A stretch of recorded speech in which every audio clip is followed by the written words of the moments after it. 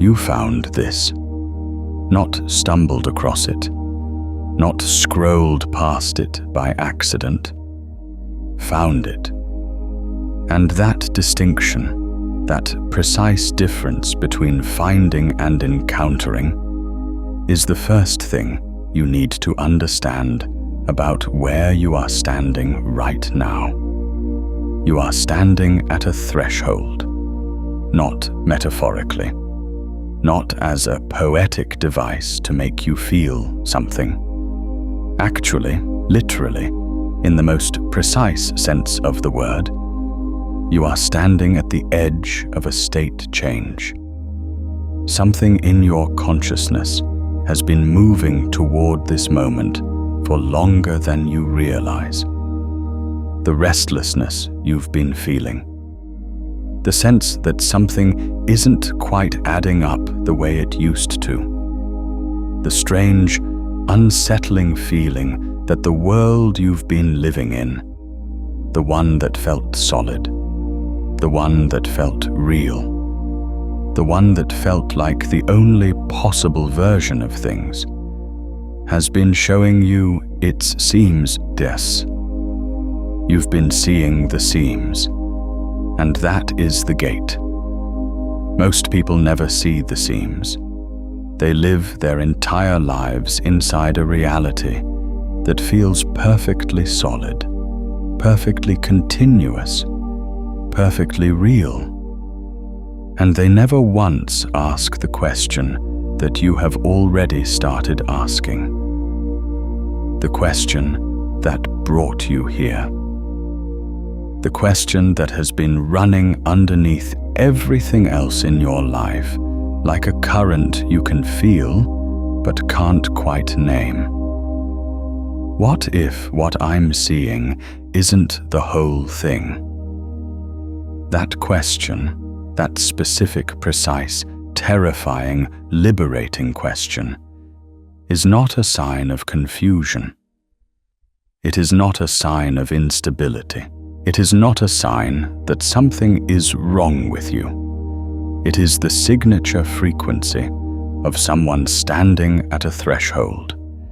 It is what it sounds like inside your mind when a gate has opened and your consciousness is beginning to recognize that it's there. You are not confused. You are at the edge of something. And today, in this transmission, in this exact window of time that you have opened, you are going to learn what the gate is, what it's made of, what's on both sides of it, why it opened now, why you were able to see it when so many others couldn't, and what happens, what actually, irreversibly, permanently happens when you step through. One version of you found this video. A different version of you finishes it. That is the gate, and it is standing open right now. Let's begin. There is a concept in quantum mechanics that most people have heard of, but almost no one has fully understood in the way that matters. It's called superposition, and the standard explanation goes something like this. A particle can exist in multiple states simultaneously until it is observed, at which point it collapses into a single definite state. Schrödinger's cat. The particle that is both here and there. The electron that exists as a wave of probability until the moment of measurement, when it becomes a particle with a specific location. That's the textbook version. But here's what the textbook doesn't tell you. Here's what the physics is actually pointing at. Underneath the mathematics, underneath the experimental data, underneath the careful academic language that keeps it safely abstract and theoretical. Reality is not a fixed thing you are moving through. Reality is a state you are collapsing into.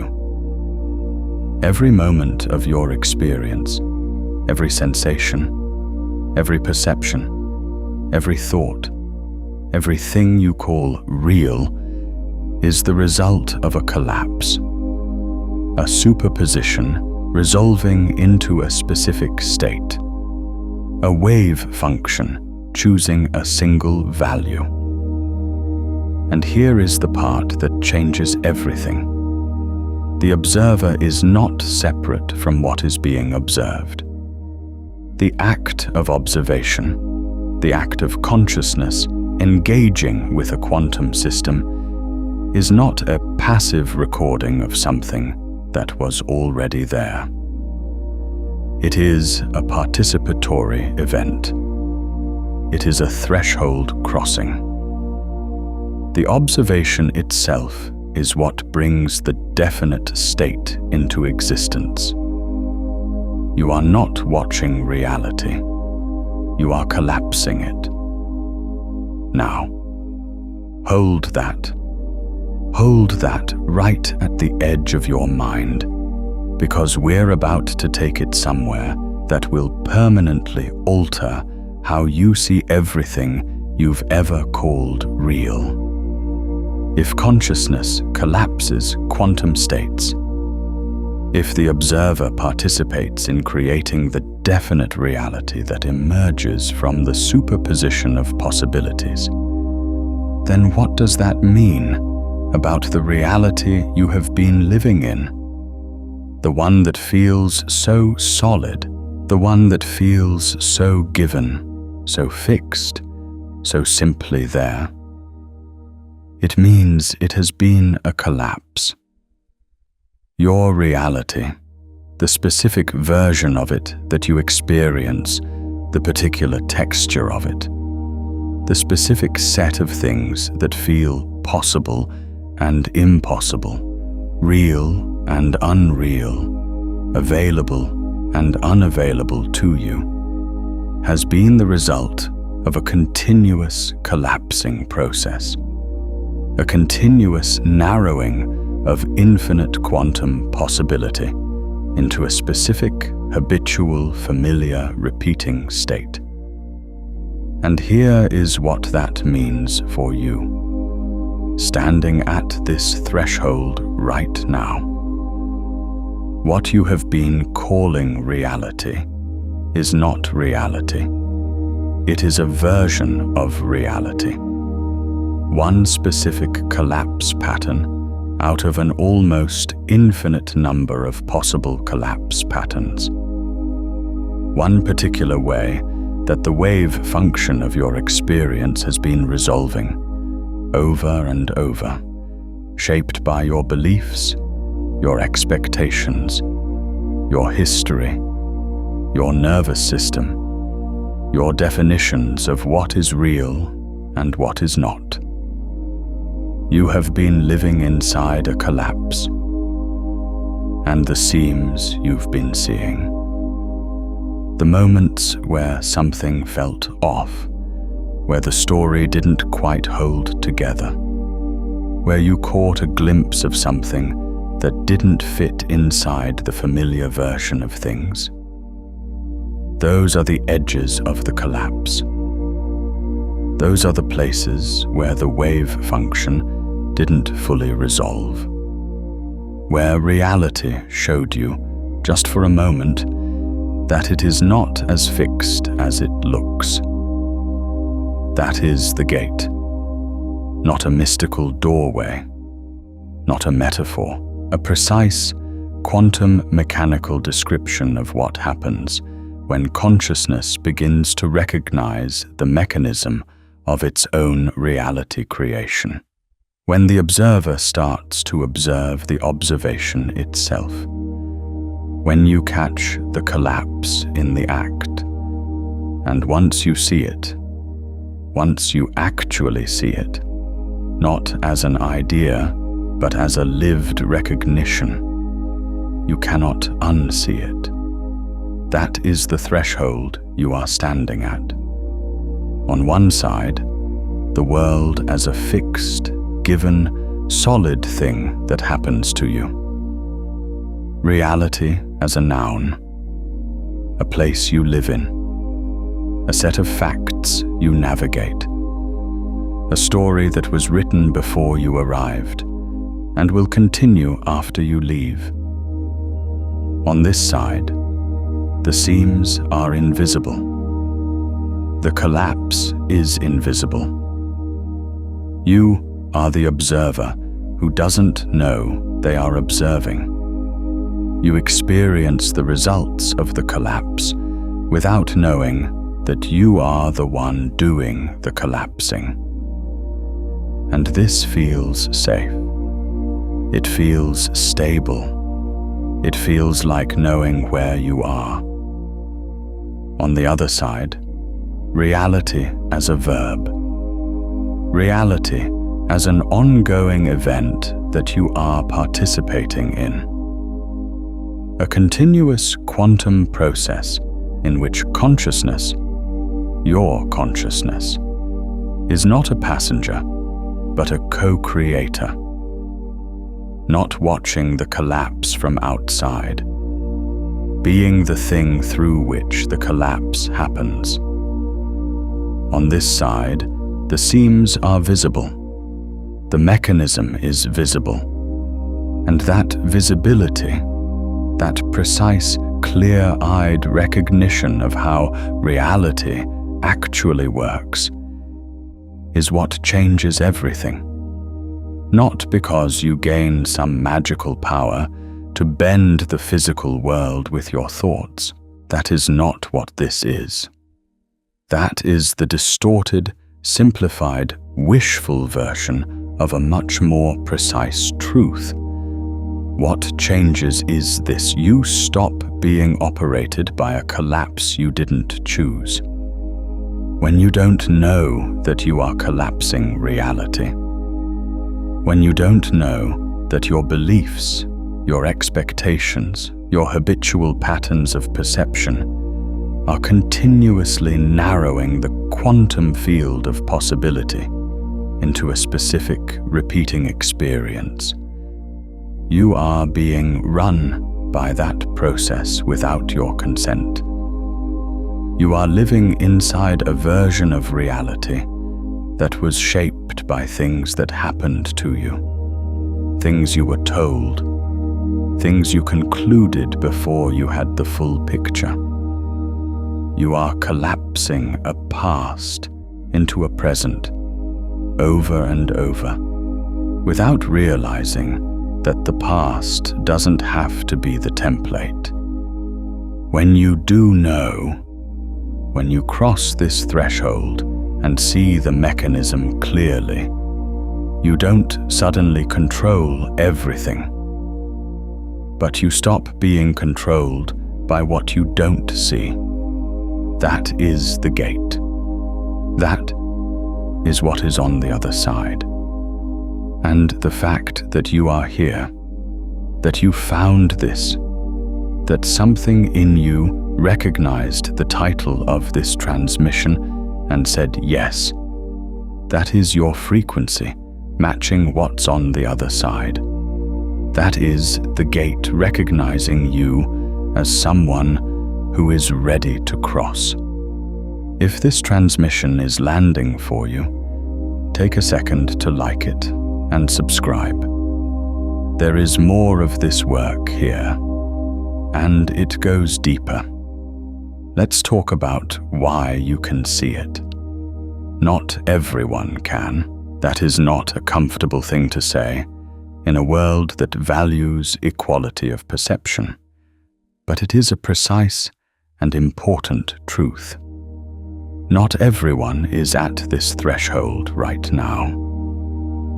Not everyone's consciousness has reached the particular state where the seams become visible.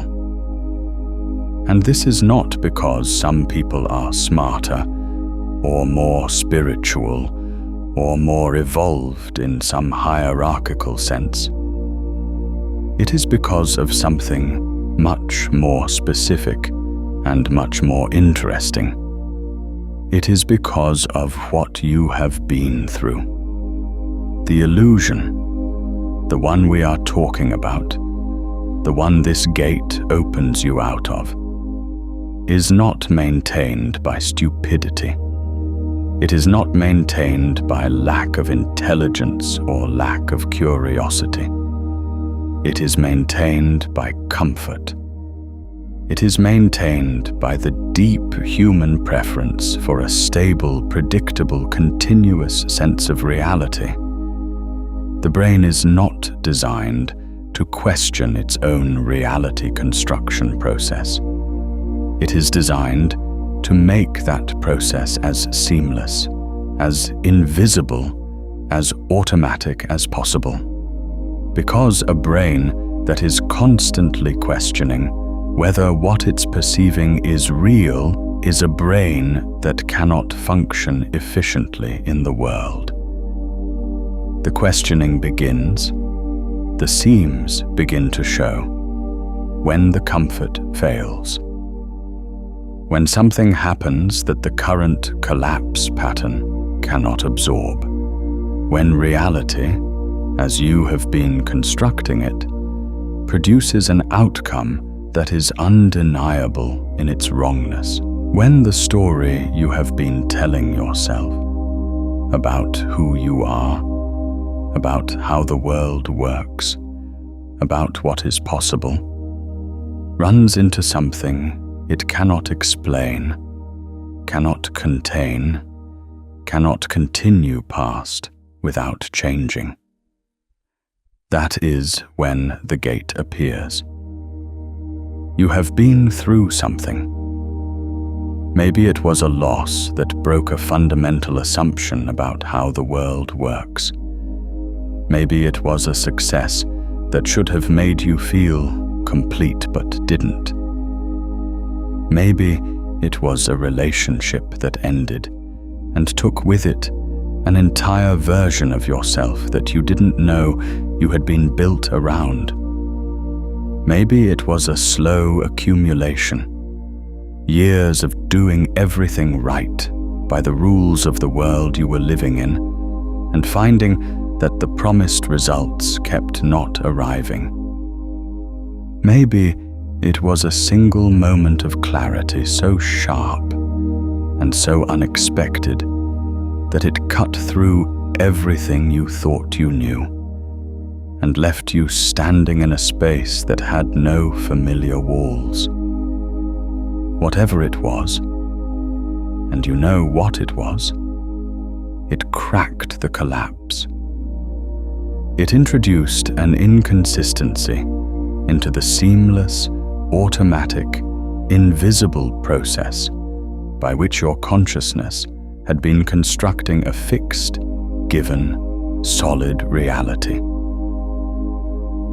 And once there is a crack in the collapse, once there is an inconsistency in the story, the questioning begins. Not as a choice, not as a discipline, as an involuntary response to a reality that is no longer quite holding together the way it used to. And the questioning, once it begins, cannot be fully stopped.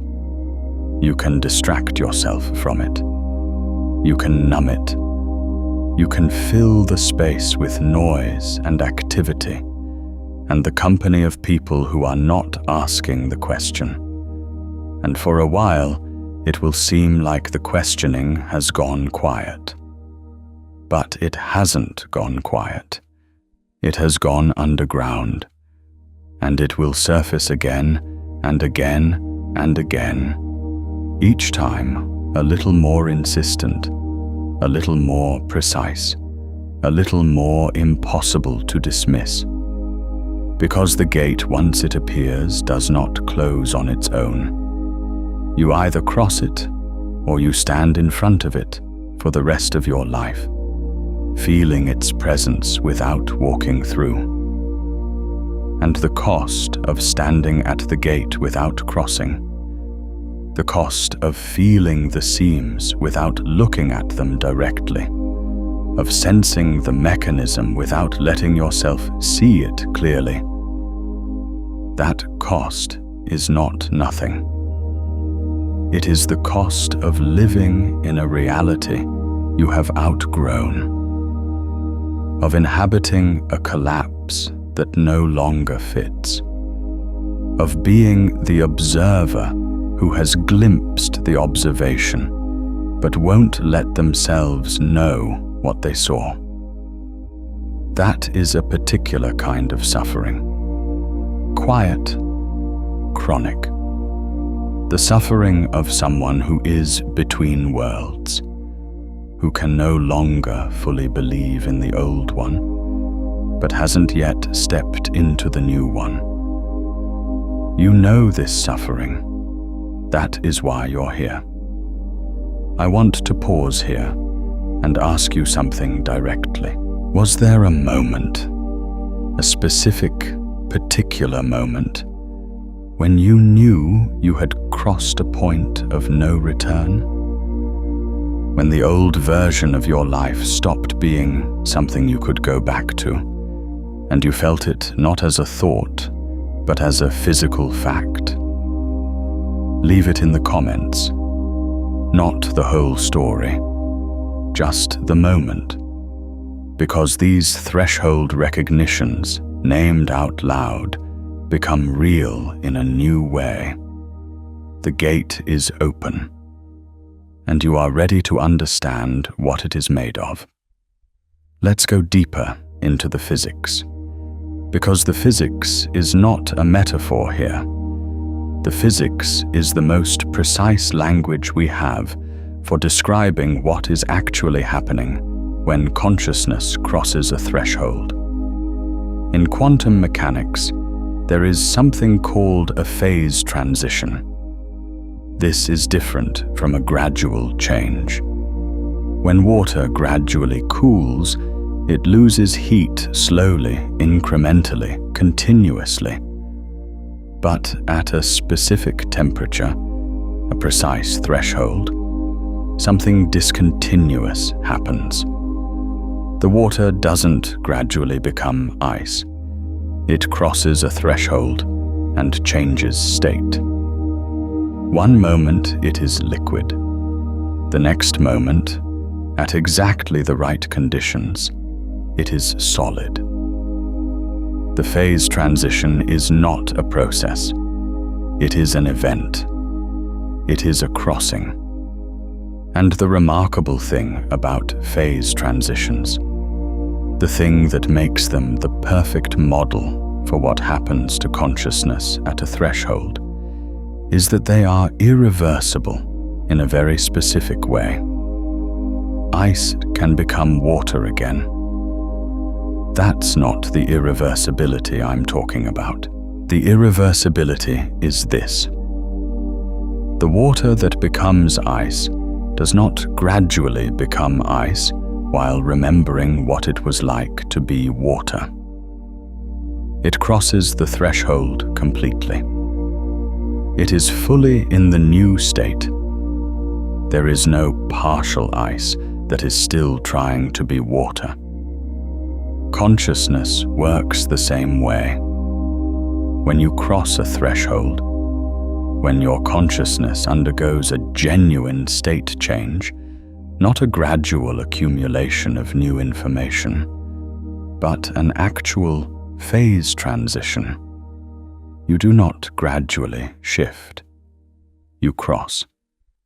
And once you have crossed, the new state is the state. You cannot unknow what you know. You cannot unsee what you have seen. You cannot return to the version of yourself that existed before the crossing, because that version was defined by not having crossed. The crossing itself is what ends it.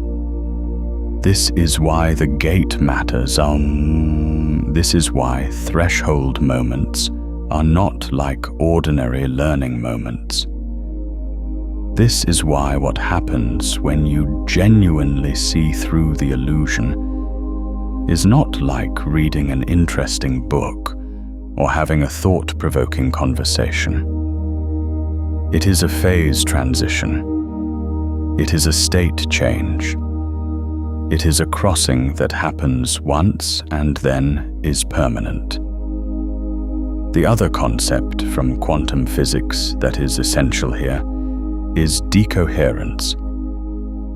In quantum systems, superposition, the state of being in multiple possible states simultaneously, is fragile. It requires isolation from the environment. When a quantum system interacts with its environment, the superposition decoheres. The wave function collapses. The multiple possibilities resolve into a single definite state.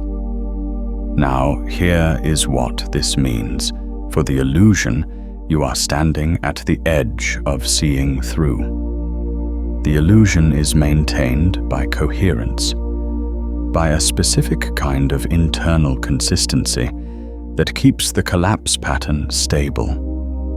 Your beliefs about reality cohere with each other. They reinforce each other. They form a closed system that continuously validates itself. You believe the world works a certain way, so you perceive evidence that it works that way. So you believe it more strongly, so you perceive more evidence. And the superposition of other possibilities decoheres. The other possible versions of reality. The versions in which different things are true, in which different things are possible, in which you are a different kind of being, living in a different kind of world. Those possibilities collapse out of your experience. They don't exist for you, not because they don't exist, but because your coherent belief system continuously decoheres them. Seeing through the illusion is a decoherence event. When the seams appear, when the inconsistency enters the system, the internal coherence of the collapse pattern is disrupted. The closed loop of belief reinforcing perception, reinforcing belief is broken. And in that break, the superposition reasserts itself. The other possibilities, the ones that were continuously being collapsed out of your reality, become visible again, not as fantasies, not as wishful thinking, as genuine quantum possibilities that your decoherence event has allowed back into the wave function of your experience. This is what it feels like when the illusion starts to crack. It feels like possibility flooding back in. It feels like the walls of the familiar world becoming slightly less solid. It feels like the question, what if things could be completely different? Shifting from a rhetorical daydream to an actual, felt, present sense of genuine openness. That flooding feeling, that is superposition reasserting itself. That is the gate opening. And the question now, the precise, urgent, threshold question, is whether you will allow the new state to fully cohere, whether you will let the phase transition complete, whether you will cross through the open gate into a reality that is no longer maintained by a collapse you didn't choose, into a relationship with existence that is participatory rather than passive, into the state where the observer knows they are observing, or whether you will pull back from the edge. Let the familiar coherence reassert itself. Let the seams close back up let the gate close. You can do that. The gate doesn't force you through. But you will know you were here. You will know the gate was open, and that knowledge, that specific, precise, indelible knowledge, will be the thing that makes the old collapse never quite as comfortable again. That is the cost of standing at the gate without crossing. So let's talk about what the illusion actually is. Not in abstract terms, in precise, specific, lived terms. Because the illusion is not one thing. It is a system of interlocking assumptions, each one reinforcing the others, each one making the others seem more real. And to cross the gate, you need to see the system clearly.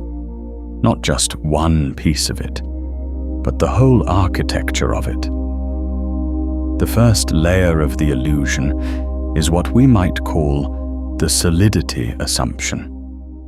The deep, automatic, pre-reflective sense that the physical world is a fixed, mind-independent reality that you are moving through as a separate observer. That the chair you are sitting in is simply and straightforwardly there. That the room around you is simply and straightforwardly there. That the world exists as a solid, continuous, objective fact, and your experience of it is a more or less accurate recording of that fact. This feels so obvious that it barely seems worth saying. Of course the chair is there. Of course the room is there. Of course reality is real. But here is what the physics actually says. At the quantum level, at the level of the electrons and quarks and quantum fields that constitute everything you call physical, there is no solidity. There is no fixed, determinate, continuous substance. There is a vast, dynamic, probabilistic field of quantum possibility that only resolves into the appearance of solid, fixed, continuous matter through the process of observation and measurement. The table is not solid at the quantum level. It is a probability distribution. It is a quantum field in a particular state. It appears solid to you because your perceptual apparatus, your eyes, your nervous system, your brain, interfaces with it at a scale where quantum effects average out into the classical appearance of solidity. You are not perceiving reality. You are perceiving a scale-dependent interface with reality. This is not a mystical claim. This is what quantum field theory and the measurement problem in quantum mechanics actually describe. The solid world you experience is a particular resolution of a quantum reality that, at its base level, is nothing like solid. It is more like a vast field of possibility that is continuously being resolved into the appearance of solidity by the act of observation. The solidity is real at your scale. The chair is genuinely there in the sense that matters for sitting in it. But the solidity is not fundamental. It is emergent. It is a particular appearance that reality takes when observed at the scale and through the apparatus of human perception. Once you see this, once you genuinely see this, not as an interesting fact about physics, but as a lived recognition of what your experience actually is. The solidity assumption loses its absolute grip. The world doesn't become unreal, but it becomes a different kind of real, a participatory real. A real that is always already involving you as observer in its construction. That is the first layer of the illusion dissolving. The second layer is what we might call the continuity assumption. The sense that you are a continuous, stable, persisting self. The same person who woke up this morning, the same person who was a child, the same person who will be here tomorrow. That there is a continuous thread of identity running through your experience, a consistent you that has all the experiences. This feels even more obvious than the solidity assumption. Of course you are you. Of course there is a continuous self. What else would there be? But here is what the neuroscience and the physics and the contemplative traditions that have explored this most rigorously all converge on. The sense of a continuous self is a construction. It is a narrative, a story that your brain tells moment by moment, stitching together discrete experiences into the appearance of a continuous thread.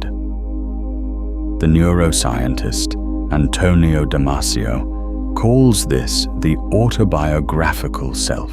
The Buddhist traditions call it the illusion of a permanent, independent self. The quantum physicist might describe it as a particularly stable pattern in the quantum field of consciousness, a coherent collapse that maintains itself through time by continuously recollapsing in the same pattern. The self is not a thing. It is a process, a continuous, dynamic, self-maintaining process that produces the experience of being a continuous, stable, persisting thing. And this matters. This is not merely academically interesting, because the collapse pattern that determines your reality is anchored to the self-story. The version of reality you have been living in is the version that is consistent with who you believe yourself to be. The things that are possible for you are the things that are possible for the self you believe yourself to be. The things that are real for you are the things that are real in the world of the self you believe yourself to be. When the self-story changes, when the narrative of who you are undergoes a phase transition, the reality that is consistent with it changes too. This is not a small thing. This is the entire game. The version of you that existed before the gate is not just a version with different beliefs. It is a version with a different self-story, a different collapse pattern, a different set of things that are real and possible and available. And the version of you that exists after crossing the gate is not just a version with updated beliefs. It is a version with a genuinely different self-story, a different collapse pattern, a genuinely different relationship with what is real and possible and available. One version of you enters, a different version emerges. The third layer of the illusion is what we might call the separation assumption. The sense that you are fundamentally separate from everything else, that there is a clear, definite boundary between you and the world, that you are a discrete, bounded, isolated unit of consciousness moving through a world of other discrete, bounded, isolated things. This feels like the most obvious fact of all. You are here. The world is out there. You are inside your skin. Everything else is outside it. What could be more self-evident? And yet, quantum entanglement, one of the most experimentally verified phenomena in all of physics, demonstrates that particles that have interacted with each other remain correlated across any distance, instantaneously, in a way that cannot be explained by any local, classical mechanism. Einstein called it spooky action at a distance, and spent years trying to explain it away, because it violated his deep intuition that separated things should behave independently. But the experiments are unambiguous. Entangled particles are not separate in the way that classical physics assumes. They are part of a single quantum system, regardless of the distance between them. Now extrapolate this. Every particle in your body has been interacting with the particles of the world around you your entire life. Your breath exchanges atoms with the atmosphere. Your skin exchanges particles with the surfaces you touch. Your nervous system is in continuous electrochemical dialogue with the environment. At the quantum level, you are not a discrete, bounded, isolated unit. You are a region of particular density and coherence in a vast, entangled quantum field. The boundary between you and the world is real at your scale. The same way the solidity of the chair is real at your scale. But it is not fundamental. At the level where reality is actually happening, you are not separate from the world you are observing. You are entangled with it. You are part of the same quantum system. And this means, and here is where this stops being physics and becomes the lived experience you are standing at the threshold of, that the world is not something that happens to you from outside. It is something you are continuously in quantum dialogue with. The separation between observer and observed, between self and world, between inside and outside. That separation is a scale-dependent appearance, not a fundamental fact. On the other side of the gate, this is not a concept. It is a direct experience. The sense of being a separate self in a separate world, that specific, pervasive, background sense of isolation that colors everything, that makes the world feel like something you are navigating from inside a private bubble of consciousness. That sense relaxes. Not because you lose your individuality, not because you dissolve into some undifferentiated everything, but because the assumption of fundamental separation, which was the background color of your entire experience, is recognized as what it is, a scale-dependent appearance, not the ground truth of what you are. And when that assumption relaxes, when the separation assumption loses its grip, the world stops feeling like something you are fighting against, or trying to control, or trying to survive. It starts feeling like something you are in relationship with. Something that is responsive. Something that is, in the most precise quantum mechanical sense, entangled with you. That is the third layer of the illusion dissolving. There are more layers. There are always more layers. The gate doesn't open onto a final, complete, total truth that answers every question and resolves every mystery. It opens onto a new state. A state in which the most fundamental, most limiting, most reality-constraining assumptions have been seen through, and the relationship with existence that becomes possible from there is genuinely different from anything available on this side. But these three layers, solidity, continuity, separation, are the architecture of the illusion. These are the load-bearing walls. And when you see them clearly, not as interesting ideas, but as the actual structure of the experience you have been living in, the gate opens. Now I want to tell you about someone. Her name was Mira, and she had spent her entire adult life doing everything right, not in a joyless way. She loved her work.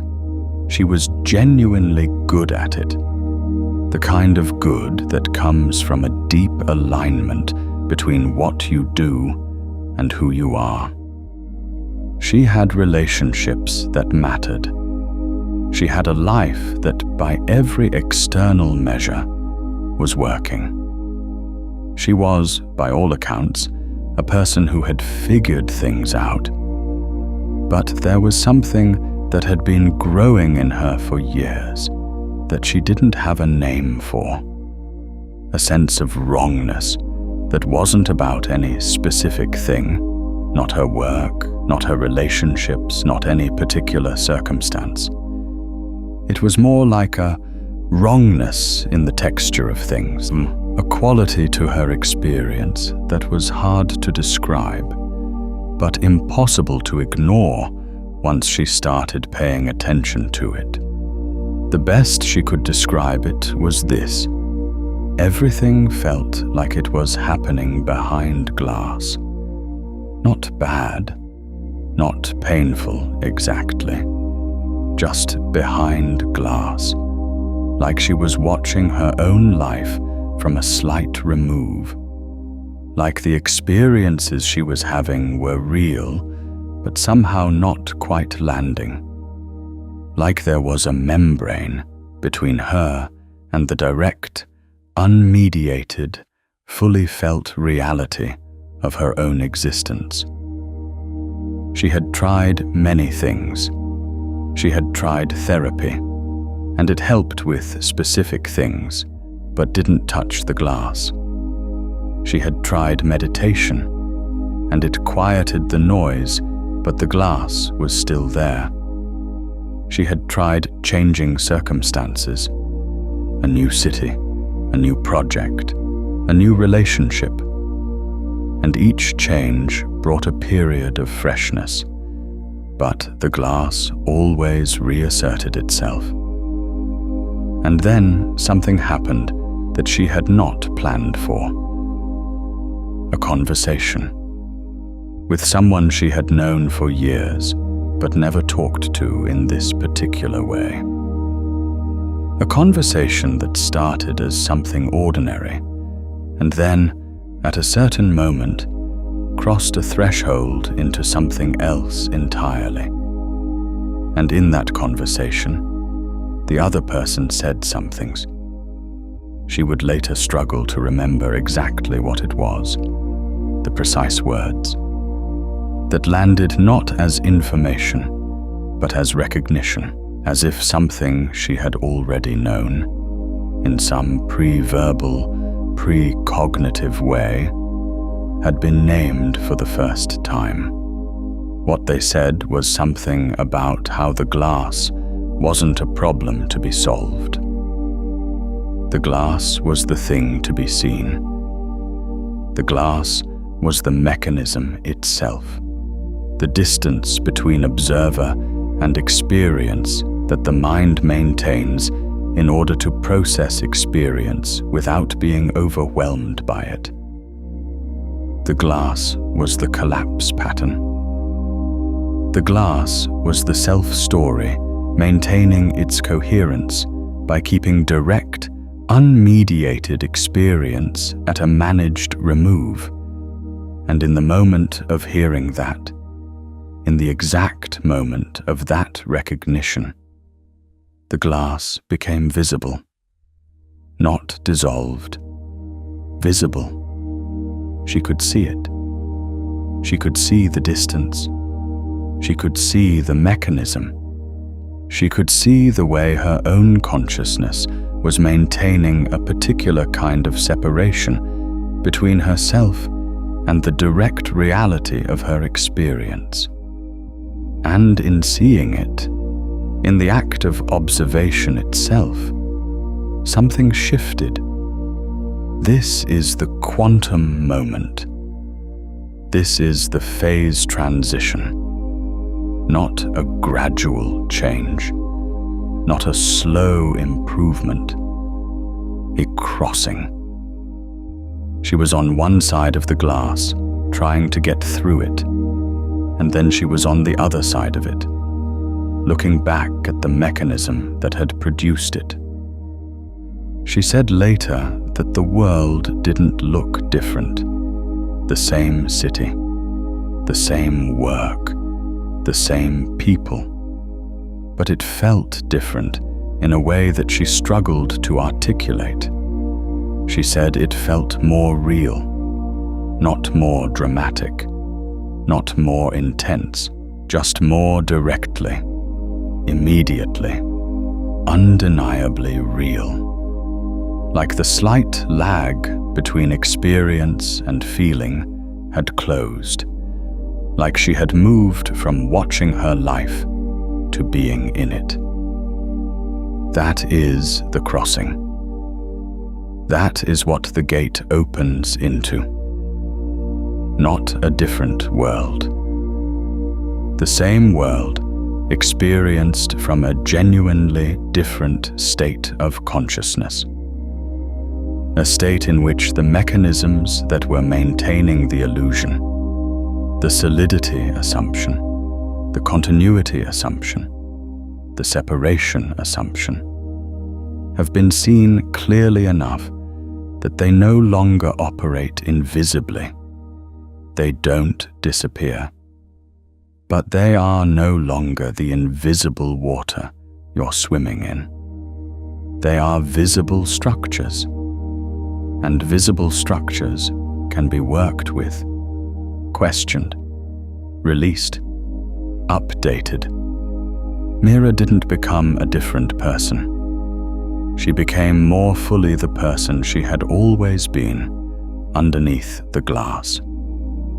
That is what's on the other side of the gate.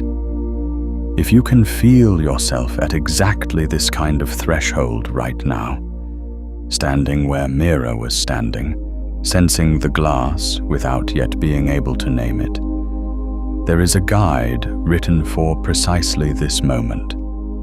The sealed timeline maps the complete crossing in 5 phases, from diagnosing the collapse pattern that has been running your field all the way through to sealed coherence, where incoherent frequencies mechanically cannot reach you. It contains the full passage that this transmission opens the gate to. You will find it in the description below. Now, let's talk about the practice, because this is not a transmission that is meant to give you interesting ideas to think about. This is a transmission that is meant to walk you through the gate. And that means we need to do something together, right now in this moment, that is not about thinking, but about direct experience. I want you to do something simple. I want you to notice, right now, the experience of perceiving this transmission. Not the content, not the ideas. The actual, lived, moment-by-moment experience of hearing these words and having them land in your consciousness.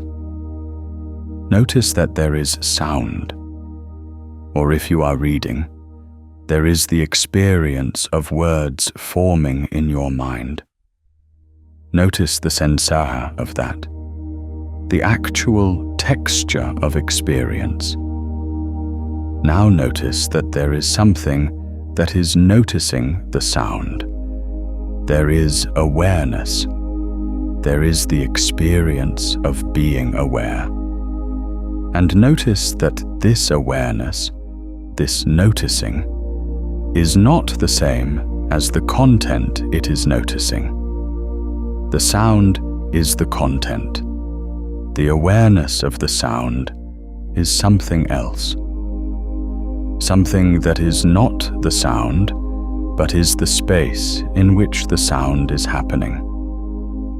You are the awareness, not the content, not the thoughts, not the sensations, not the self-story, the awareness itself, the space in which all of that is happening. Now, and this is the threshold moment of this practice, notice that the awareness is not behind glass. The awareness is not at a remove from experience. The awareness is not separate from what it is aware of in the way that a person is separate from the room they are in. The awareness is the field in which experience is happening. It is not watching experience from outside. It is the space that experience is occurring within. Can you feel that? Not as a concept, as a direct, present, sensory-level recognition. The awareness you are, the space of consciousness in which this moment is happening, is not a separate thing watching the world from inside a private bubble. It is the field. It is the space. It is the quantum ground from which the specific, particular, moment-by-moment experience of being you is continuously arising. This is not enlightenment. This is not a mystical state. This is a direct recognition of something that is always already true. Something that was true before you started this transmission and will be true after it ends. The awareness that you are is not a product of your brain in the way that your thoughts are products of your brain. It is the space in which your brain's activity is appearing. It is the field in which the collapse is happening. And recognizing this, even for a moment, even as a brief, flickering, uncertain recognition, is a threshold crossing. Because once you have recognized that you are the awareness rather than the content, the relationship with the content changes. The thoughts are still there. The self-story is still there. The habitual collapse patterns are still there, but they are no longer the whole thing. They are no longer the invisible water. They are objects in the field of awareness. They are content in the space of consciousness. They are specific, particular, changeable patterns in something that is not specific, not particular, not changeable in the same way. And from that recognition, from that new relationship with your own experience, the illusion begins to dissolve. Not all at once, not completely, not in a way that makes ordinary life impossible or irrelevant, but continuously, gradually, as a living process that deepens with attention and time. This is the crossing. This is what it actually is. Not a dramatic event that happens once and transforms everything. A recognition that, once made, continues to deepen. A phase transition that begins at a specific moment, the moment of genuine recognition, and continues to unfold as the new state becomes more and more fully inhabited. The gate opens in a moment. The crossing takes a life. And you are in the moment right now. Let's stay with the practice a little longer, because there are specific things that happen when you actually cross this threshold that are important to understand in advance.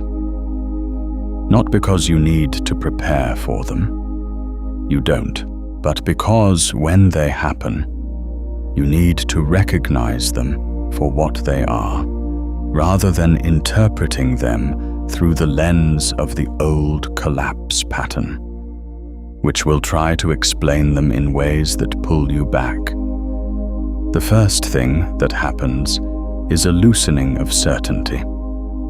The things that felt absolutely solid, absolutely given, absolutely real, begin to feel slightly less fixed. Not unreal, not imaginary, but less absolutely, unquestionably, immovably real. And this can feel destabilizing if you interpret it as a loss. If the loosening of certainty feels like the ground disappearing, like reality becoming unreliable, like something important is being taken away. That is the old collapse pattern interpreting the phase transition as a threat. But the loosening of certainty is not a loss. It is the superposition reasserting itself. It is the quantum field of possibility opening back up. It is the wave function expanding again after years of being collapsed into a narrow, fixed, repeating pattern. The loosening of certainty is freedom. It is the first breath of the new state. The second thing that happens is an increase in direct experience. When the glass dissolves, when the managed distance between awareness and experience closes, things feel more immediate, more vivid, more directly, undeniably present. Colors might seem slightly more saturated. Sounds might seem slightly more textured. The sense of being here, in this moment, in this body, in this life, that sense intensifies, not in a way that is overwhelming, in a way that is clarifying, as if a slight fog that you had stopped noticing was there has lifted. This is not a hallucination. This is not a drug effect. This is the direct experience of experience, without the extra layer of processing that the illusion requires. When you are not continuously checking your experience against the self-story, when you are not continuously filtering perception through the lens of who you believe yourself to be and what you believe the world to be, when that filtering relaxes even slightly, the world is simply more present. The third thing that happens is a change in the quality of thought. The thoughts don't stop. The mind doesn't go quiet. But the relationship with thought changes.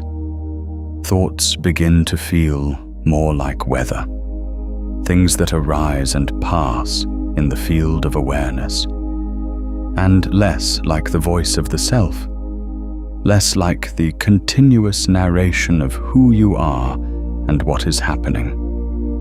And when thoughts feel like weather rather than identity, the tyranny of the unhelpful thoughts, the anxious thoughts, the limiting thoughts, the thoughts that continuously reinforce the old collapse pattern, that tyranny loosens. You are still you. Your personality is still there. Your preferences, your sense of humor, your particular way of engaging with the world, all of that is still there, but it is there as content in the field of awareness, not as the definition of what you are. And that distinction, that specific, precise threshold distinction, is the difference between being run by your patterns and being the awareness in which your patterns arise. The fourth thing that happens is a change in what feels possible. This is the most practically significant change, and it is also the most difficult to describe without it sounding like wishful thinking. But it is not wishful thinking. It is a direct consequence of the quantum mechanics we have been describing. When the old collapse pattern was running, when the self-story was continuously narrowing the quantum field of possibility into a specific, repeating, familiar experience, the set of things that felt genuinely possible was limited by that pattern. Not by external reality, by the collapse, by the specific habitual way that the wave function of your experience was being resolved. When the collapse pattern loosens, when the self-story becomes content rather than definition, when the solidity and continuity and separation assumptions become visible rather than invisible, the set of things that feel genuinely possible expands. Not because external circumstances have changed, because the internal mechanism that was continuously collapsing possibility into a narrow, familiar range has changed. Things that felt impossible begin to feel merely unlikely. Things that felt merely unlikely begin to feel genuinely available. The quantum field of your experience opens up, and the range of what can actually happen, not in fantasy, not in wishful thinking, but in the actual lived reality of your day-to-day experience, expands. This is not magic. This is quantum mechanics. This is what happens when the observer changes. The observed changes with it.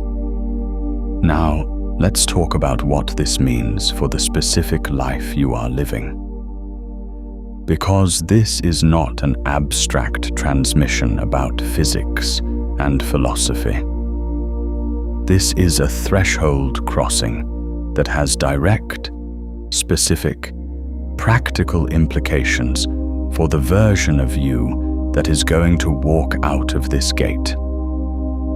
The version of you on this side of the gate has been making decisions about your work, your relationships, your direction, your sense of what is possible, from inside the collapse, from inside the illusion, from inside a self-story that was shaped by experiences and conclusions and inherited beliefs that may have nothing to do with what is actually true about you, about the world, or about what is possible at this moment. The version of you on the other side of the gate makes decisions from a different place, not from the self-story, from the awareness, from the direct, present, clear-eyed recognition of what is actually here, what is actually true, what is actually possible, not filtered through the collapse pattern, not pre-processed by the self-story, not narrowed by the habitual coherence of a belief system that was built to maintain a particular version of reality. This doesn't mean the version of you on the other side has all the answers. It means they ask better questions. It means they are not asking questions from inside a closed system that can only return answers consistent with its own assumptions. They are asking questions from a genuinely open field. And genuinely open fields return genuinely surprising answers. What would you do differently if you knew that the limits you have been experiencing are not the limits of reality, but the limits of a particular collapse pattern? What would you choose if you knew that the self-story you have been living inside is not a description of what you are, but a particular, changeable, revisable narrative that your consciousness has been maintaining? What would become possible if the managed distance between you and your own direct experience, the glass, dissolved? These are not rhetorical questions. These are the questions that the other side of the gate is asking you to bring with you. Because the answers are not going to come from this transmission. They are going to come from the lived experience of the new state, from the weeks and months and years of living in a genuinely different relationship with reality, from the continuous unfolding of a phase transition that begins at this threshold and deepens with every act of recognition, every moment of choosing awareness over automatic collapse, every time you catch the illusion in the act and choose not to be run by it. The answers come from crossing, and you are at the crossing point right now, and I want to ask you something here.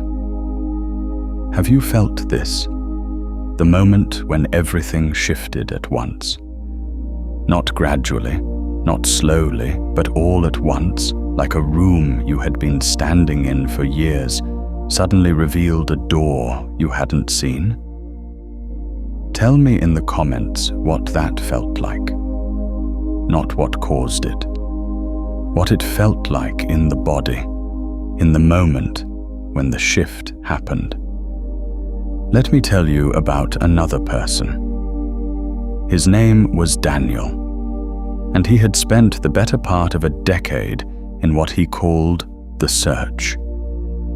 He had read everything. He had tried everything.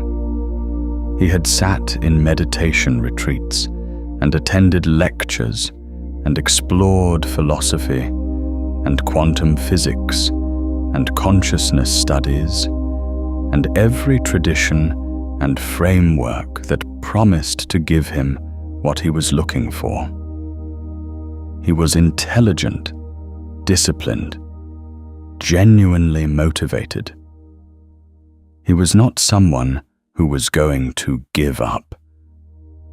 But there was something that kept happening, over and over, that he couldn't understand.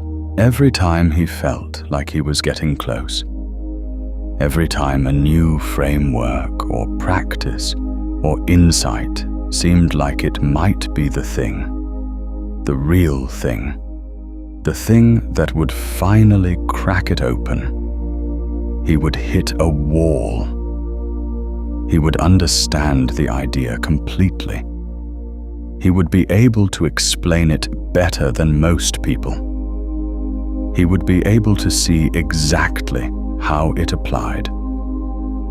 And then he would wait for the experience to match the understanding. And it wouldn't come, not fully, not in the way he was looking for.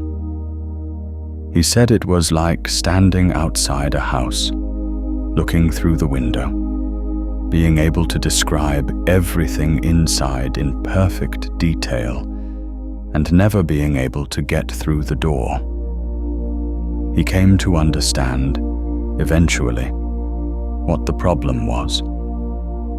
And the understanding itself was the crossing. The problem was that he had been trying to think his way through the gate.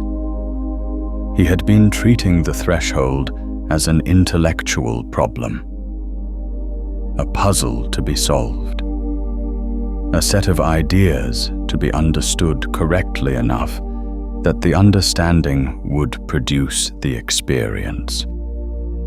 He had been using the very mechanism that maintains the illusion, the conceptual, narrative, self-story maintaining mind, to try to see through the illusion.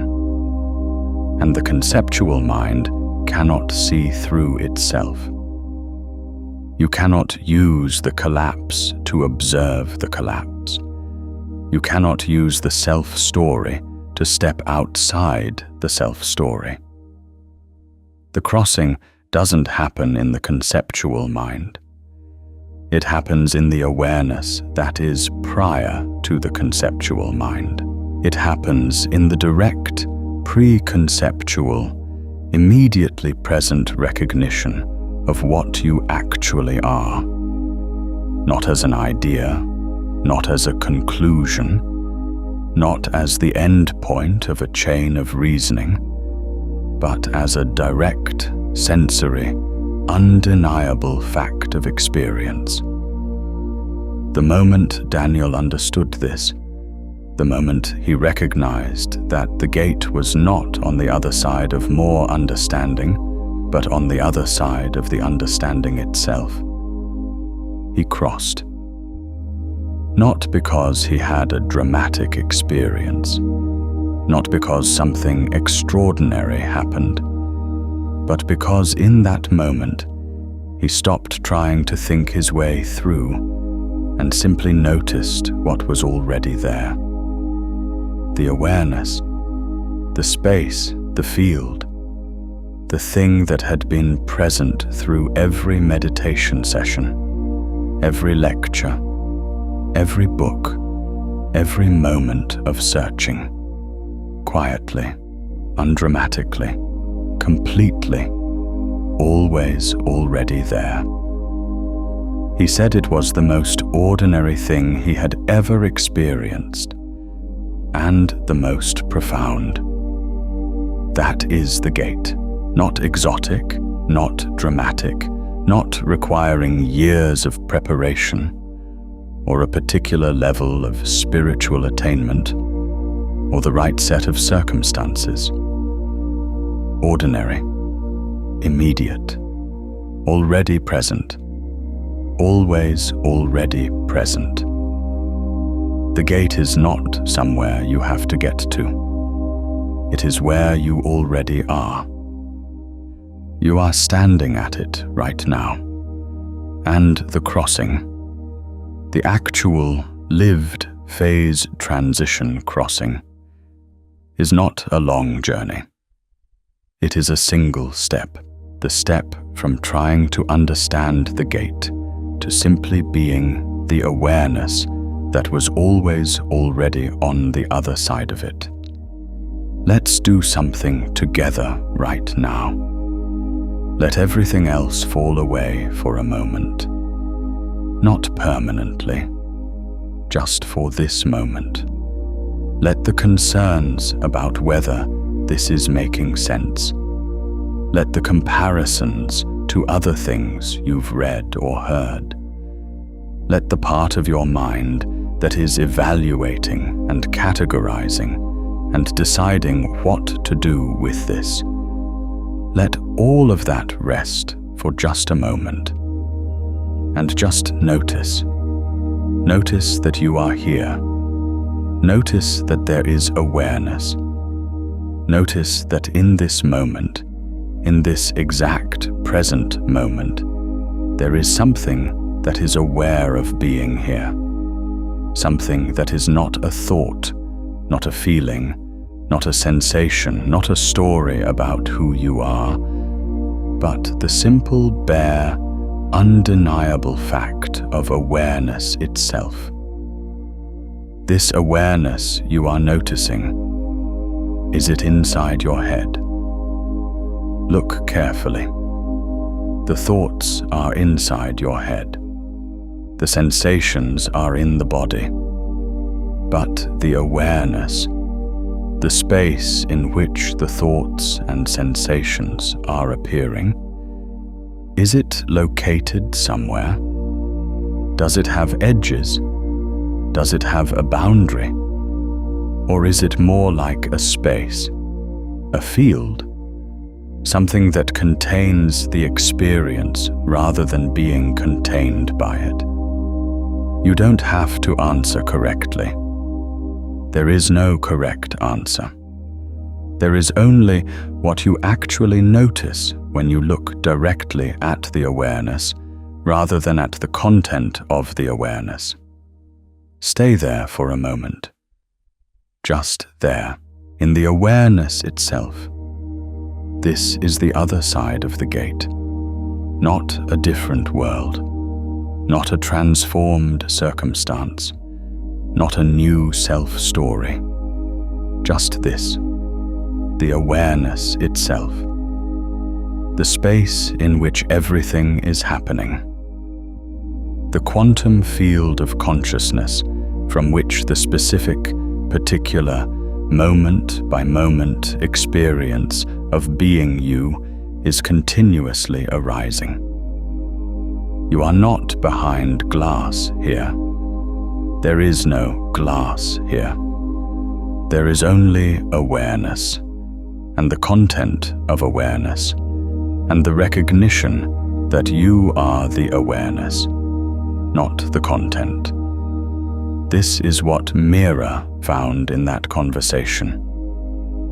This is what Daniel found when he stopped trying to think his way through. This is what the gate opens into, not somewhere else. Here. But here recognized as what it actually is. The gate is open. You are already on the other side. Now, let's talk about what it means to live from here. Because the recognition, the direct, present, awareness level recognition we just touched, is the crossing. But the crossing is the beginning, not the end. And what comes after the crossing is the most important part. Living from the other side of the gate means living from awareness rather than from the self-story. And this is not a state you achieve once and then maintain effortlessly forever. It is a practice. a continuous, active, engaged practice of returning to the awareness whenever you notice that you have been captured by the content. Whenever you notice that you have been running on automatic. Whenever you notice that the old collapse pattern has reasserted itself, and you are once again living inside the illusion rather than seeing through it. This is not failure. This is the practice. The returning is the practice, the noticing that you have been captured, and the choosing to return to awareness. That noticing, that choosing, that is the work. That is what deepens the new state. That is what makes the phase transition more and more fully inhabited over time. And here is something important to understand about this practice. It is not a practice of suppressing the self-story. It is not a practice of denying the reality of your experience.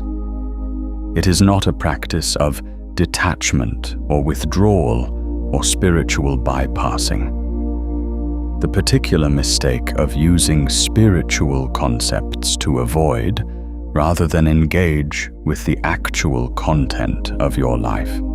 It is a practice of engagement from a different ground. The self-story doesn't disappear. The thoughts don't disappear. The emotions don't disappear. The circumstances of your life don't disappear. All of it is still there. But it is there as content in the field of awareness, rather than as the definition of what you are.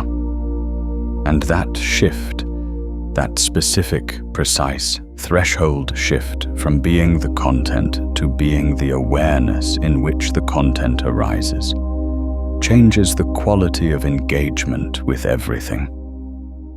You engage with your work from a different ground. Not less engaged, more engaged, but from a place of clarity, rather than from the anxious, driven, self-story maintaining place that most work comes from. The work becomes an expression of what you are, rather than a proof of what you are. And work done from that place has a different quality, a different creativity, a different resilience. You engage with your relationships from a different ground, not less connected, more connected, but from a place of genuine presence rather than from the managed, glass-separated place that most relating happens from. The other person is not a character in your self-story.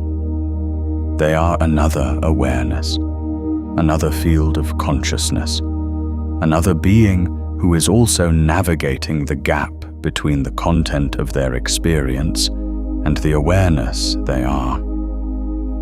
And relating from that recognition, relating awareness to awareness rather than self-story to self-story, is a completely different quality of connection.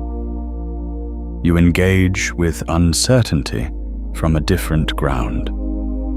The things you don't know, the things you can't control, the things that might happen or might not happen, all of that is still there. But uncertainty is experienced differently from the field of awareness than from the self-story. From the self-story, uncertainty is a threat, something that might undermine the stability of the narrative, might expose the fragility of the collapse, might require a revision of who you are.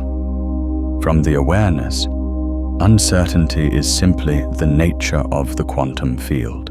It is the superposition before the collapse. It is possibility before it resolves into the particular. And possibility, seen clearly, is not threatening. It is the ground of everything. This is the life on the other side of the gate. Not a perfect life, not a life without difficulty or pain or loss or confusion, but a life lived from a genuinely different ground, a life in which the fundamental assumptions that have been shaping your experience, the solidity assumption, the continuity assumption, the separation assumption, have been seen through clearly enough that they no longer operate invisibly. A life in which the observer knows they are observing. A life in which the collapse is not unconscious. A life in which you are, in the most precise quantum mechanical sense, a participant in reality rather than a passenger. There is something else that needs to be said about the other side of the gate. Something that doesn't get said often enough in conversations about consciousness and awakening and seeing through illusion.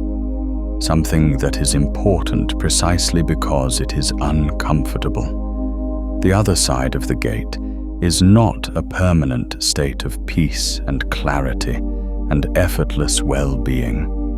It is a more honest relationship with what is. And what is includes difficulty. What is includes loss. What is includes the full range of human experience, not just the pleasant and the expansive and the clear, but also the painful, the confusing, the dark. And living from the other side of the gate does not mean these things don't happen or don't matter or don't hurt. It means they are met differently. From the self-story side of the gate, difficult experiences are threats to the narrative.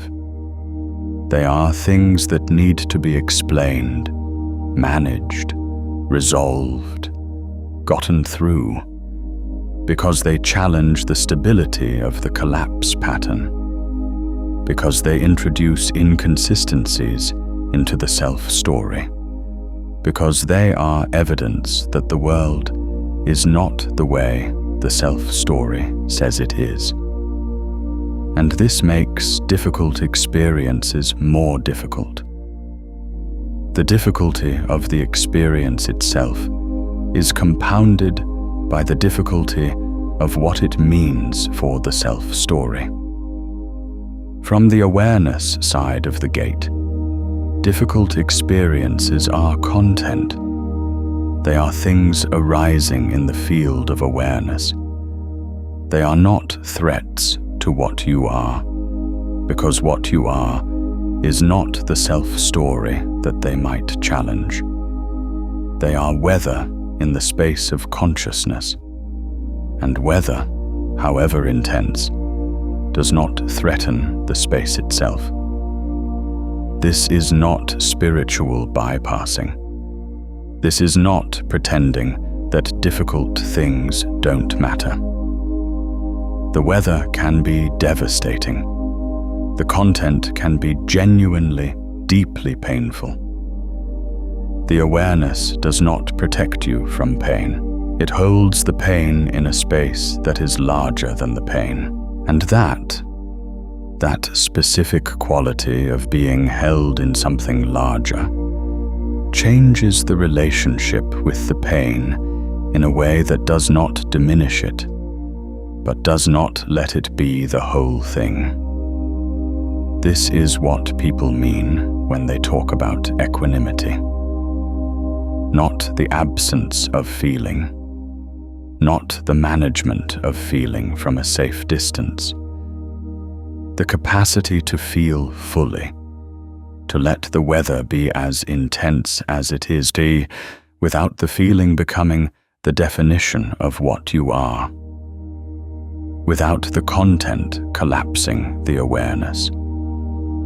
That capacity is what the other side of the gate gives you.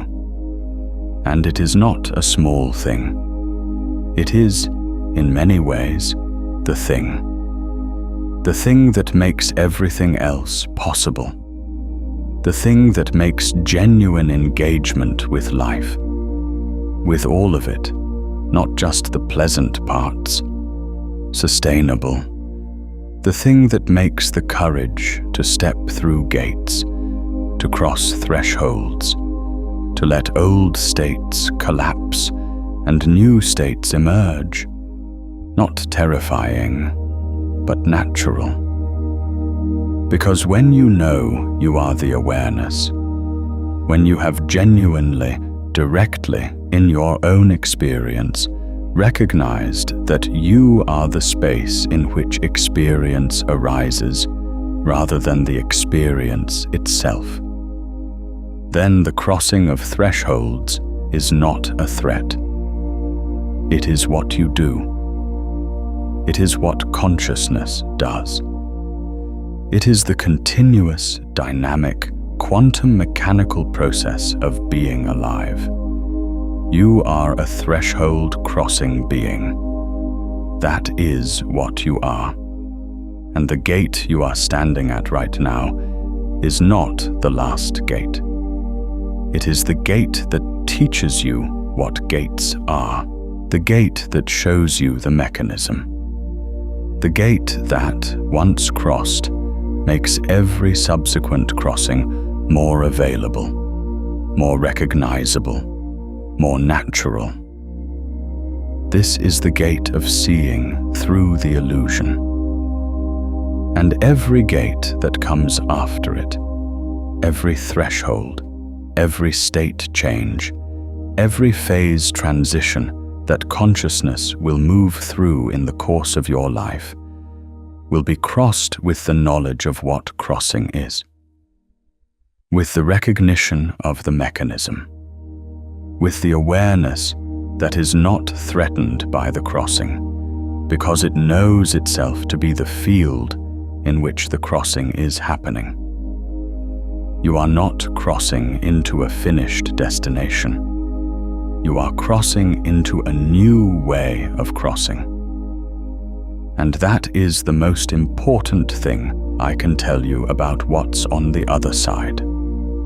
Now I want to speak directly to the part of you that is hesitating. Because there is a part of you that is hesitating. There is always a part that hesitates at the gate. And that part is not wrong to hesitate. It is not a flaw or a weakness or a sign that you are not ready. It is the self-story doing exactly what self-stories do, trying to maintain coherence, trying to preserve the stability of the familiar collapse pattern, trying to protect the version of reality that it has been maintaining. The hesitation is the self-story saying, "But what if I lose myself?" And this is the most important question the hesitation asks, because it is not a trivial question. The self-story is not wrong that crossing the gate involves a kind of loss. It does. The version of you that has been defined by the old collapse pattern, the version that is bounded by the solidity assumption, the continuity assumption, the separation assumption. That version does not survive the crossing intact. The phase transition is real. The state change is real. And state changes involve the dissolution of the previous state. But here is what the hesitation doesn't understand. What is lost in the crossing is not you. What is lost is the limitation. What is lost is the glass. What is lost is the managed distance, the invisible mechanism, the unconscious collapse. What is lost is the version of you that was defined by not having crossed. What remains is more you than the version that was lost. This is the paradox at the heart of every threshold crossing. The thing that feels like loss is the cage, and the thing that feels like risk, the unknown on the other side of the gate, is the freedom that the cage was keeping you from. The self-story cannot see this from inside itself. From inside the self-story, the dissolution of the self-story looks like death. It looks like annihilation. It looks like the most dangerous possible thing. And so the hesitation is completely understandable. The hesitation is the self-story's survival response. But you are not the self-story. You have just recognized that. You are the awareness in which the self-story arises. And the awareness does not hesitate at the gate. The awareness is already on the other side. The awareness has always been on the other side. The awareness is the other side. The hesitation is content.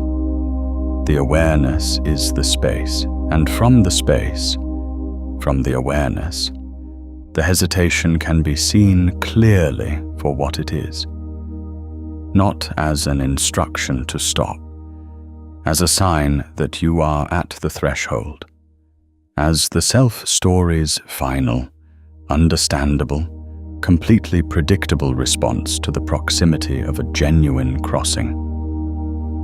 You can feel the hesitation and cross anyway, not by overpowering it, not by suppressing it, by recognizing it as content, as weather in the space of awareness, and choosing from the awareness to step through. That is the crossing. That is what it actually is. Not the absence of hesitation, the recognition of hesitation as content, and the choice from awareness to cross regardless.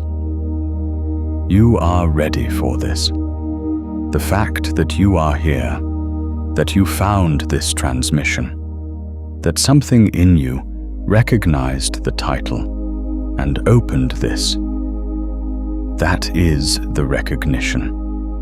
That is the frequency matching. That is the gate opening. You don't find a gate you're not ready for. The gate appears when the frequency is right. And the frequency is right now. Let's talk about the community of people who have crossed this gate, because you are not alone in this crossing. And the recognition of that, the recognition that there are others who have stood at this exact threshold and made this exact crossing, is itself a part of the transmission. There are people in your life. Maybe you know who they are, maybe you don't yet, who have made this crossing, who have seen through the illusion, who are living from the other side of the gate. And they are recognizable if you know what to look for. Not by what they say, necessarily. Not by any particular set of beliefs or practices or affiliations. By a quality of presence, a quality of being genuinely here, genuinely engaged, genuinely responsive, without the glass, without the managed distance, without the slight lag between experience and feeling that characterizes life inside the illusion. You have probably met people like this. You probably remember the specific quality of being in their presence, the way that the conversation felt more real, the way that the connection felt more direct, the way that something in you relaxed in their company that doesn't usually relax. That quality is what you are crossing into. And the people who have crossed, the community of people who are living from the other side of this gate, they are not a special category of extraordinary human beings. They are people who were standing exactly where you are standing right now and crossed, who felt the hesitation and crossed anyway, who let the old state dissolve and the new state emerge, who chose awareness over automatic collapse.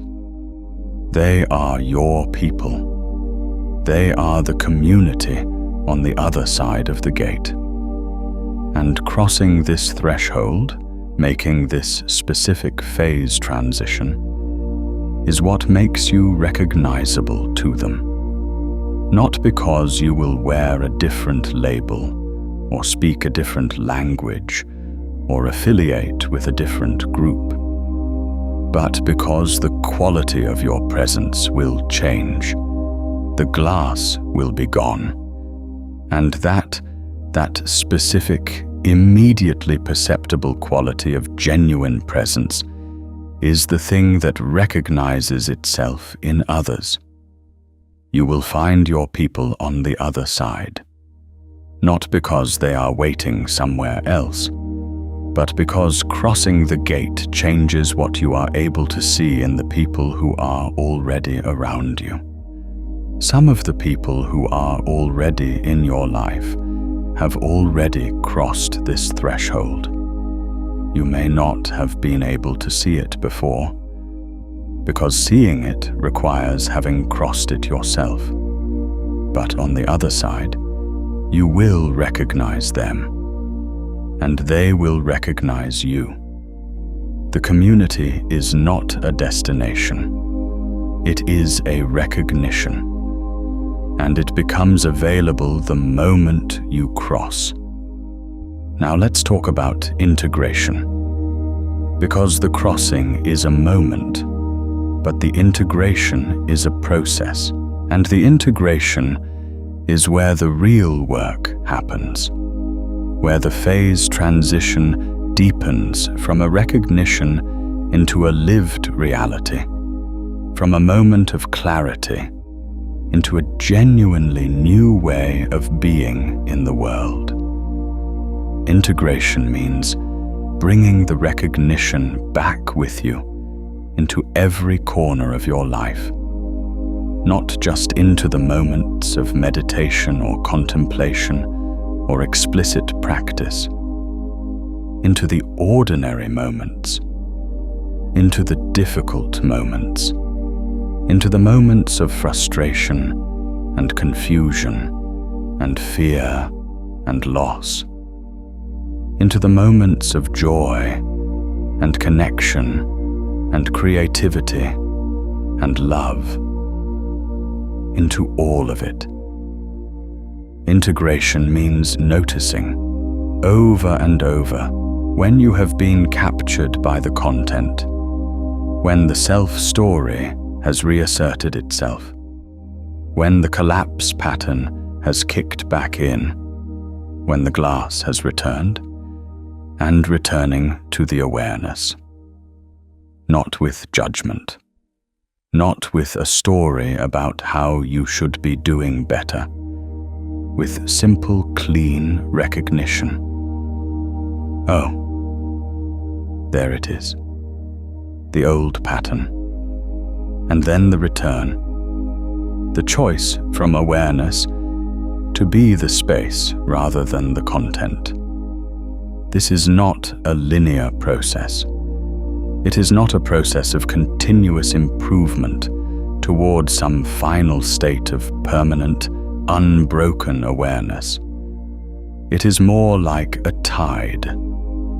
The awareness is always there. The content, the self-story, the collapse pattern, the illusion, is always arising. And the practice is the continuous, gentle, persistent returning. The tide going out and coming back, the recognition and the return. Over time, over weeks and months and years of this practice, the returns become faster. The captures become shorter. The quality of the awareness becomes more stable, more available, more immediately accessible. Not because you are getting better at something, because the new state is becoming more fully inhabited, because the phase transition is deepening, because the crossing that happened in a moment is being lived out in a life. This is the integration, and it is the most important thing you can do with what has happened here today. Not talk about it, not explain it to other people, not use it as a new self-story, the story of being someone who has seen through the illusion, who is now spiritually advanced, who has crossed the gate.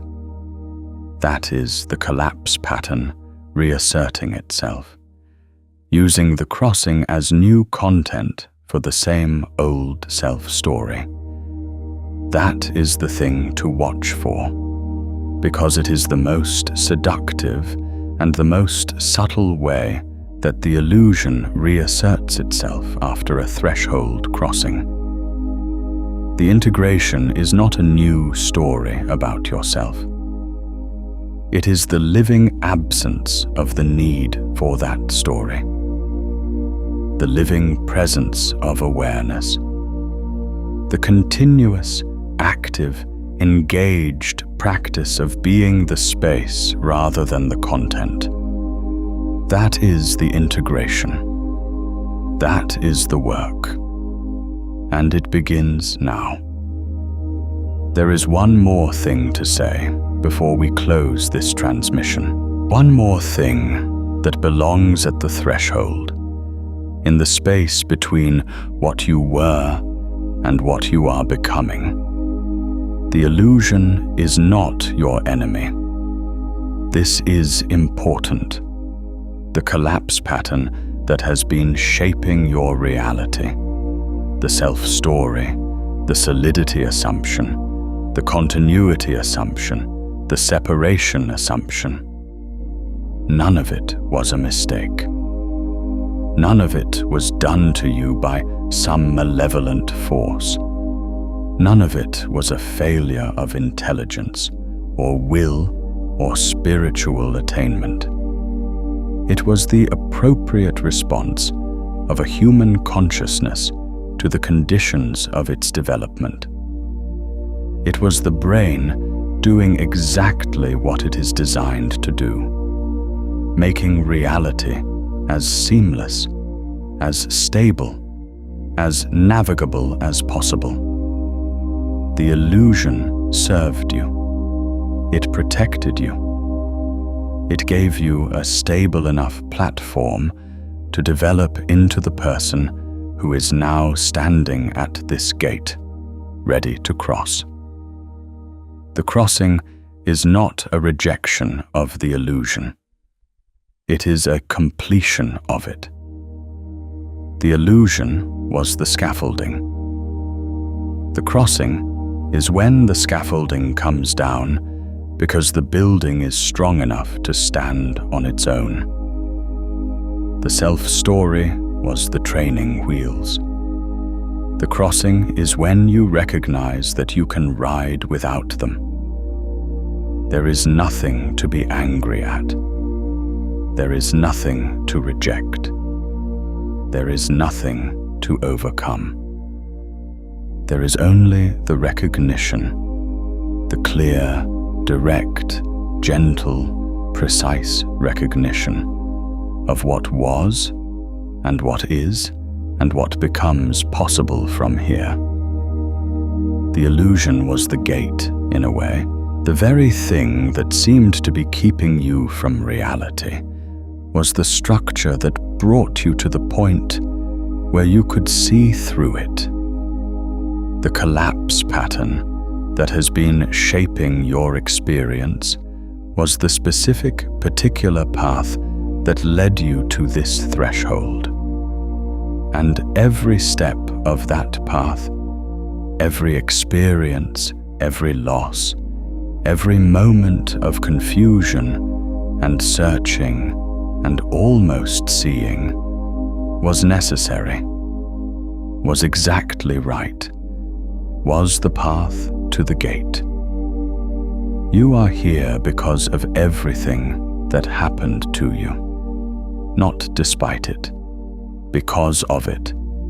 And the version of you that crosses this gate carries all of it, carries every experience, every wound, every joy, every moment of searching into the new state, not as the definition of what you are, as the texture of the awareness you are, as the specific, particular, irreplaceable quality of the consciousness that is crossing this specific, particular, irreplaceable threshold.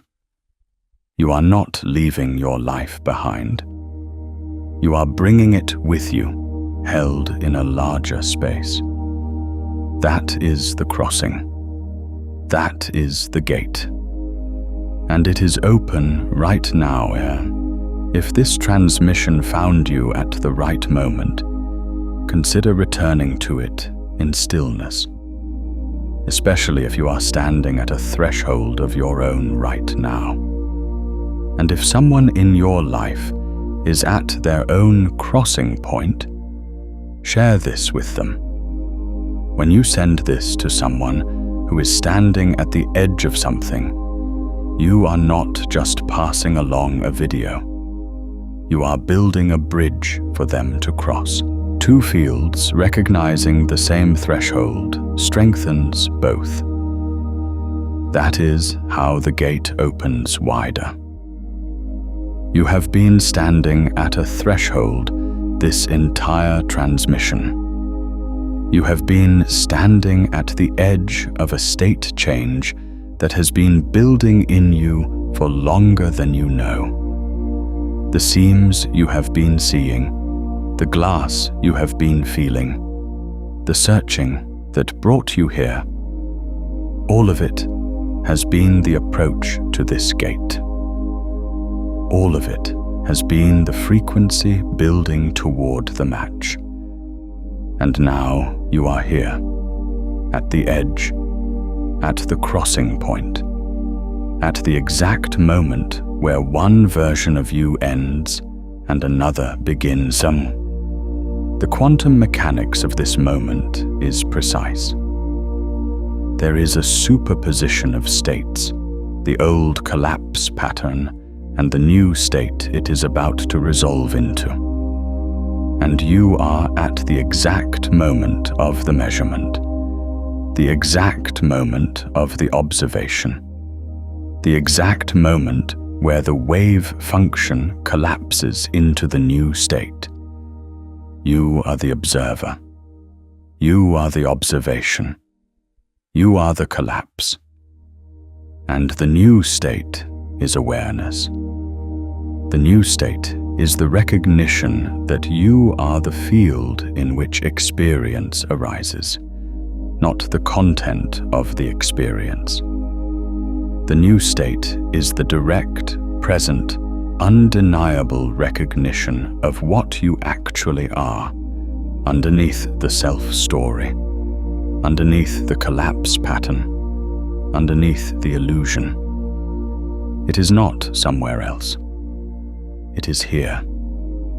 It has always been here. It is what was here, before the first thought you ever had, and it is what will be here after the last thought you ever have. And it is what is here right now, in this moment, as the space in which these words are landing. You are the awareness. You have always been the awareness. The gate is not a door to somewhere else.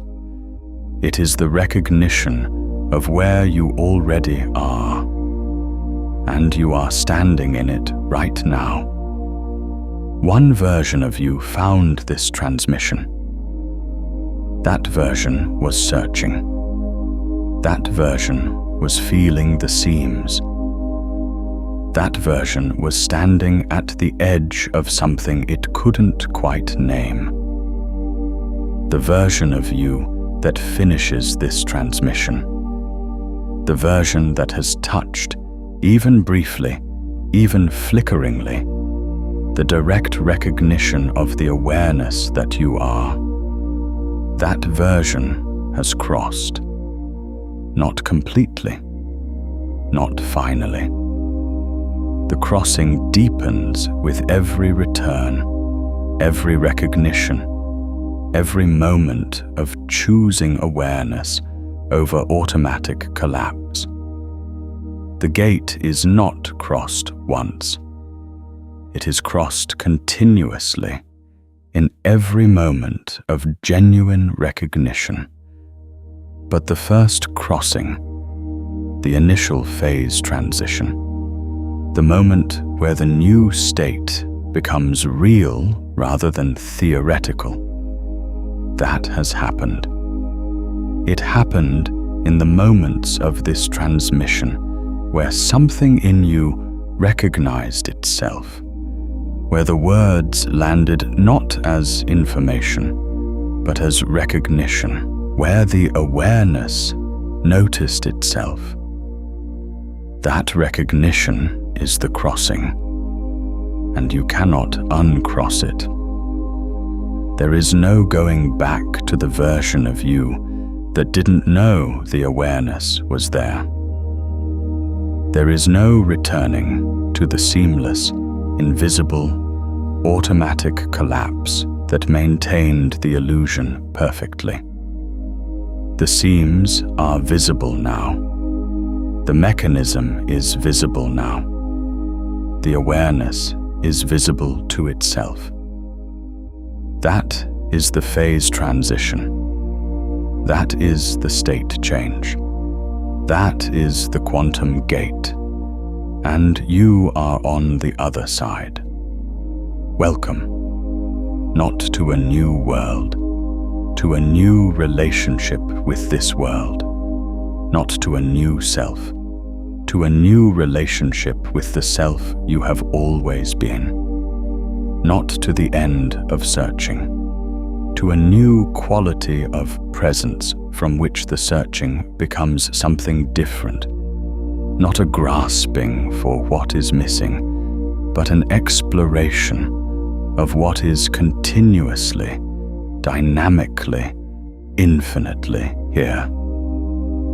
The gate is open. You crossed it. And now, in the days and weeks and months ahead, the work is the living of it. The continuous, gentle, persistent practice of returning to the awareness. The noticing when you have been captured by the content and the choosing to return. The integration of the recognition into every corner of your life. The deepening of the phase transition from a moment of clarity into a genuinely new way of being. That is what's next, and you know how to do it. Not as a technique, not as a method, as a recognition. The awareness is always already there. You don't have to create it, or achieve it, or maintain it. You only have to recognize it, over and over, in every moment, in every circumstance, in every experience, pleasant and difficult, clear and confusing, joyful and painful. The awareness is here. You are the awareness. The gate is open, and you have already crossed.